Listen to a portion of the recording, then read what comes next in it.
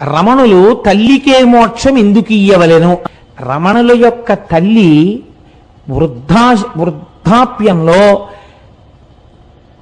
ఆవిడ యొక్క కుమార్తె, అమ్మా నాతో చెన్నై వచ్చేయమ్మా, వీడి దగ్గరుంటే ఏం చూస్తాడు, నువ్వు నాతో వచ్చేస్తే ఇంకెంతో కాలం ఉండవు కదా, జాగ్రత్తగా చూస్తావంటే అమ్మగారు అన్నారు, మీతో వస్తే ఏం చేస్తారు?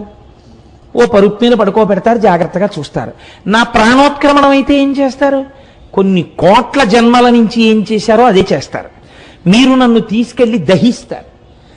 వీడి దగ్గర ఉంటే ఏమవుతుంది? పోయే ప్రాణం ఎలాగో పోతుంది. వీడు జనన మరణములకు అతీతుడు, నా కొడుకు.